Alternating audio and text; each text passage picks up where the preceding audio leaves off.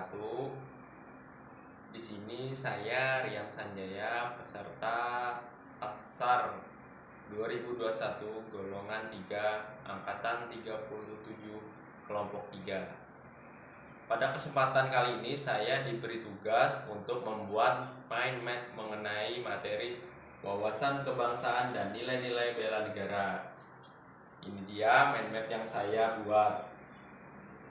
Untuk lebih jelasnya, saya paparkan pada video berikut ini. Selamat menyaksikan. Pembahasan yang pertama adalah wawasan kebangsaan.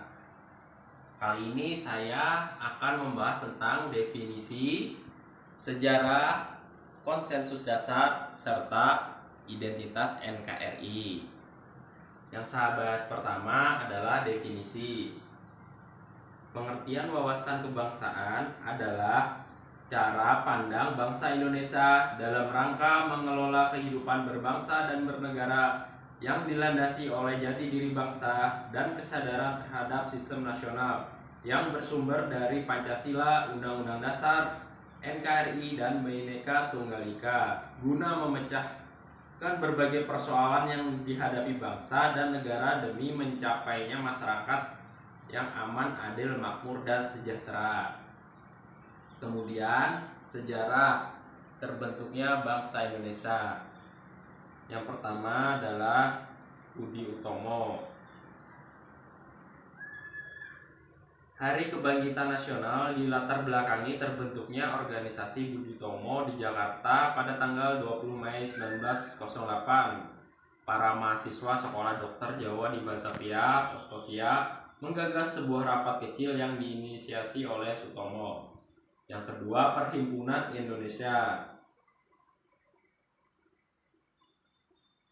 Perhimpunan Indonesia adalah organisasi politik pertama yang menggunakan istilah Indonesia di dalam namanya. Ide-ide tentang persatuan, nasionalisme yang digagas Perhimpunan Indonesia tidak hanya beredar di Belanda, tetapi juga beredar di Hindia Belanda. Para pejuang kemerdekaan di Hindia Belanda menjadi sadar bahwa mereka adalah satu bangsa walaupun berbeda suku bangsa dan agama. Kesadaran inilah yang memunculkan lahirnya Sumpah Pemuda pada tahun 1928. Selanjutnya ada Kongres Pancasila I dan Kongres Pancasila II. Kongres Pancasila I pada tanggal 30 April 1926 di Jakarta, sedangkan Kongres Pancasila II pada tanggal 27 sampai 28 Oktober 1928. Kemudian BPUPKI atau Badan Penyelidik Usaha-Usaha Persiapan Kemerdekaan Indonesia. BPUPKI dibentuk pertama kali oleh pemerintah Jepang pada 1 Maret 1945, bertepatan dengan ulang tahun Kaisar Hirohito.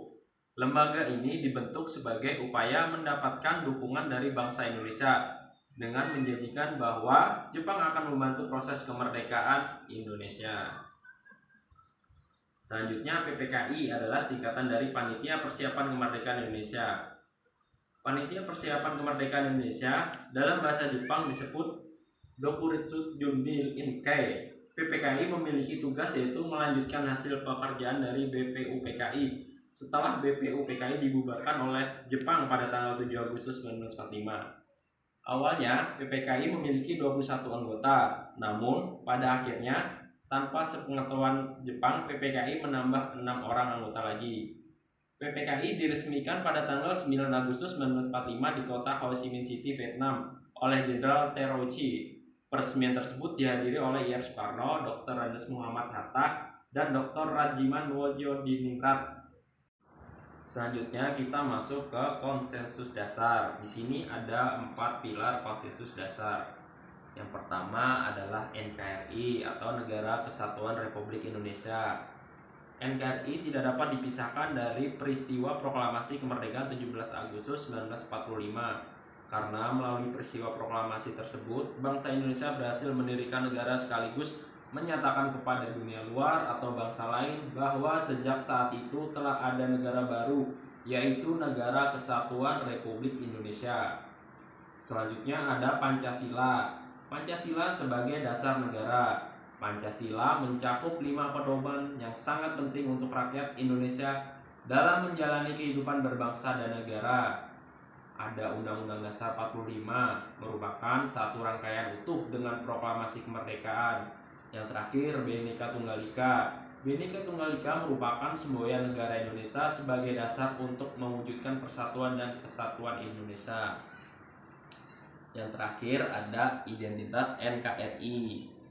Indonesia memiliki identitas agar berbeda dari negara-negara lain, yaitu Indonesia memiliki bendera sang saka merah putih, kemudian bahasa Indonesia, lambang negara yaitu Garuda Pancasila, dan yang terakhir lagu kebangsaan Indonesia Raya. Materi selanjutnya adalah nilai-nilai bela negara. Di sini saya akan memaparkan tentang definisi, nilai dasar bela negara, dan implementasi bela negara sebagai ASN. Yang pertama adalah definisi. Di sini definisi adalah tekad, sikap, perilaku, dan tindakan warga negara yang dijiwai oleh kecintanya terhadap NKRI dalam menjaga kedaulatan negara, keselamatan bangsa negara, dan keutuhan wilayah. Selanjutnya, nilai dasar bela negara. Di situ ada cinta tanah air, sadar berbangsa dan bernegara, setia pada Pancasila, dan rela berkorban untuk bangsa dan negara. Selanjutnya, implementasi bela negara sebagai ASN. Yang pertama, melakukan pengabdian yang tulus untuk negara. Selanjutnya, melakukan tugas secara profesional, terus mendorong kesejahteraan dalam pekerjaan.